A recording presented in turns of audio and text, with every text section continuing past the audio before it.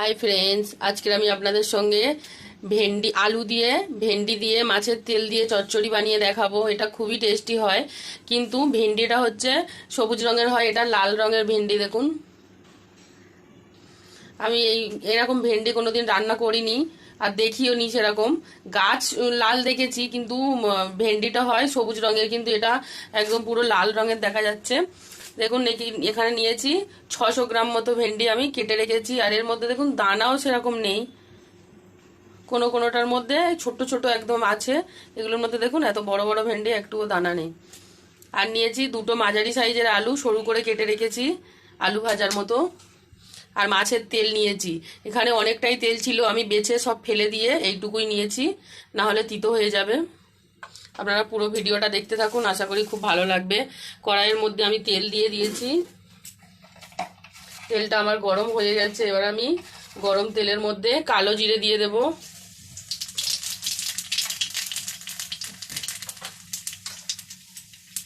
দিয়ে দেব পেঁয়াজ কুচি,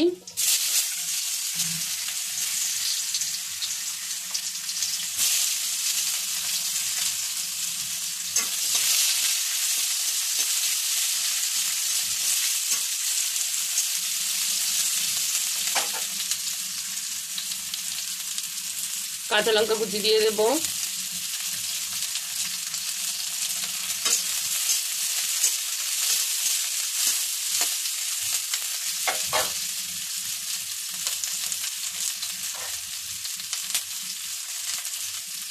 পেঁয়াজটা আমার ভাজা ভাজা হচ্ছে। এই সময় আমি আদা রসুন বাটা 1 চামচ মতো দিয়ে দিলাম, কারণ মাছের তেল তো একটু গন্ধ করবে, সেই জন্য আমি আদা রসুনটা দিলাম, যাতে খুব একটা গন্ধ হবে না আদা রসুনের গন্ধে।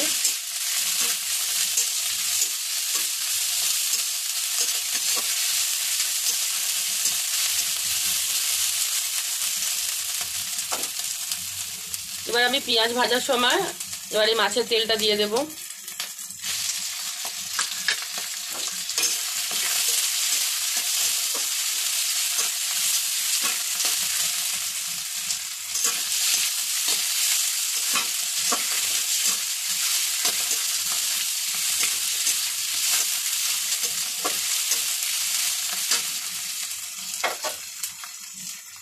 কেটে রাখা আলুগুলো দিয়ে দেব,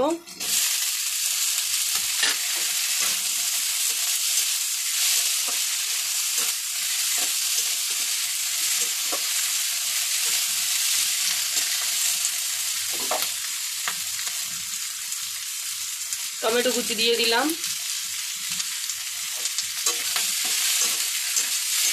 এটা একটু হালকা ভাজা ভাজা করে নেব। দেখুন, আলুর সঙ্গে মাছের তেলটা আমি ভাজা ভাজা করে নিয়েছি। এবার আমি পরিমাণ মতো লবণ দিয়ে দেব,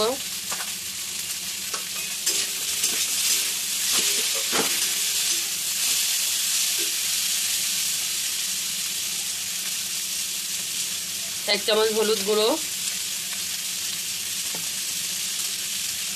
1 চামচ লঙ্কার গুঁড়ো,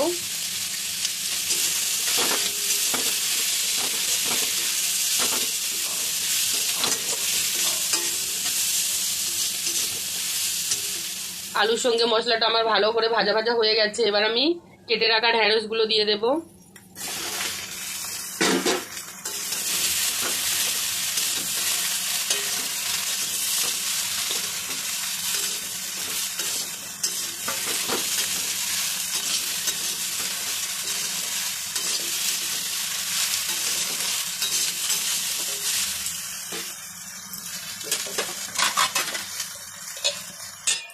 এটাকে আমি 2 মিনিট মতো ঢাকা দিয়ে রেখে দেবো, ঢেঁড়সটা নরম হয়ে যাবে তাহলে।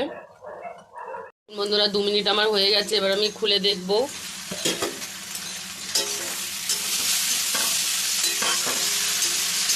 অনেক নরম হয়ে গেছে আর অনেকটাই আমার সিদ্ধ হয়ে গেছে আলু আর ঢেঁড়স। এবার আমি হালকা একটু জল দেবো, বেশি দেবো না।